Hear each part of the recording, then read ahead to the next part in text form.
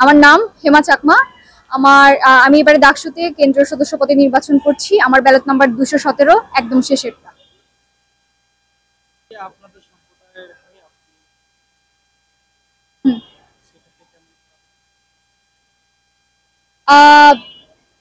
আমি যদি নির্বাচনের কথা বলি, ডাকসুতে আমার অংশগ্রহণের প্রথম এবং মূল পরিচয় হলো আমি ঢাকা বিশ্ববিদ্যালয়ের একজন শিক্ষার্থী।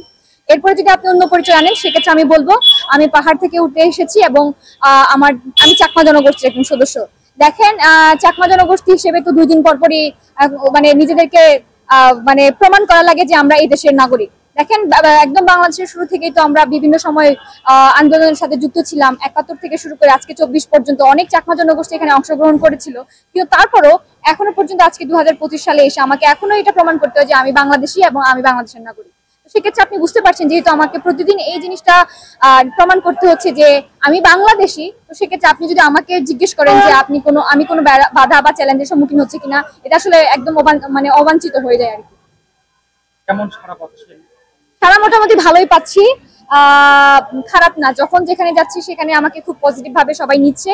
কারণ আসলে আমার নিজস্ব একটা আইডিওলজি আছে, সেই আইডিওলজির বাইরে গিয়ে তো আমি আসলে 2 দিনের ক্ষমতার জন্য মানুষের পা চাটতে পারবো না। আমি আমার নিজস্ব আদর্শতে বিশ্বাসী এবং আমি নির্বাচন করছি এখানে যে আমি যেই পরিচয়ে পরিচিত হতে চাই সেই পরিচয় নিয়ে আমি করছি এবং আমি আমার সিদ্ধান্তে অটল আর কি। এবং আমি যেটা দেখতে পাচ্ছি, আমার শিক্ষক থেকে শুরু করে সিনিয়র জুনিয়র যাদের কাছে যাচ্ছি তারা খুবই আমাকে পজিটিভলি নিচ্ছে।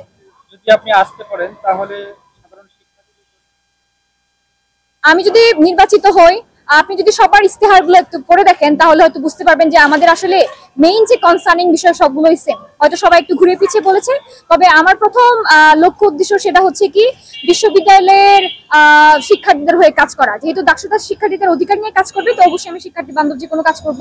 যেমন প্রথমে আমি যদি কোর কথা বলি, আমি হেলথ ইকোনমিক্সের স্টুডেন্ট, আমি হেলথ নিয়ে কাজ করব। আপনারা জেনে থাকবেন আমাদের বিশ্ববিদ্যালয়ে ফিজিক্যাল এবং মেন্টাল দুটোর অবস্থা খুবই খারাপ। তো সেক্ষেত্রে আমি এটা নিয়ে তো অবশ্যই কাজ করব।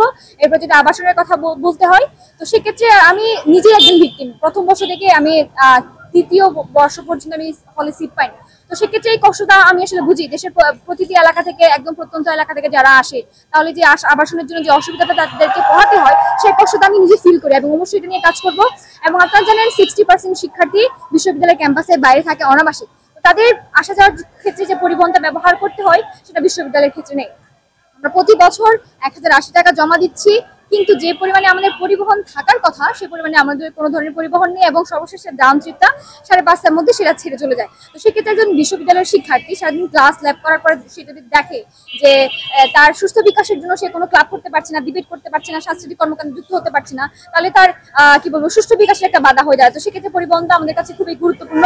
এবং বিশ্ববিদ্যালয়ে আসলে ঢাকা বিশ্ববিদ্যালয়ে আমরা যারা ভর্তি, আমার একটা স্বপ্ন নিয়ে, একটা আশা নিয়ে আমরা এখানে আসি, কিন্তু দেখা যায় যে এই স্বপ্ন ঘুরে বালি হয়ে যায়। তো সেক্ষেত্রে আমাদের যে গবেষণা খাত আছে সেটা আসলে বৃদ্ধি করতে হবে এবং যে খাতে যে বরাদ্দটা থাকে সেটা সচল করতে হবে। এবং সর্বশেষ যে ইস্তেহারটা আমি বলতে চাই, আর সেটা হচ্ছে কি ডাকসু নিয়মিতকরণের জন্য, একাডেমিক ক্যালেন্ডারে অন্তর্ভুক্তির জন্য আমি কাজ করে যাব। এবং আমি চাইবো যে বিশ্ববিদ্যালয়তে গণতান্ত্রিক পরিবেশ বজায় থাকুক এবং নিরাপদ ক্যাম্পাস থাকুক, যেখানে নারী শিক্ষার্থী সহ পুরুষ শিক্ষার্থী যারা আছে এবং এখানকার শারীরিক প্রতিবন্ধী যেসব শিক্ষার্থীরা আছে এবং বিশ্ববিদ্যালয়ের গাছপালা থেকে শুরু করে পশু পাখি যারা আছে, সবাইকে নিয়ে যেন আমরা ভালো থাকতে পারি।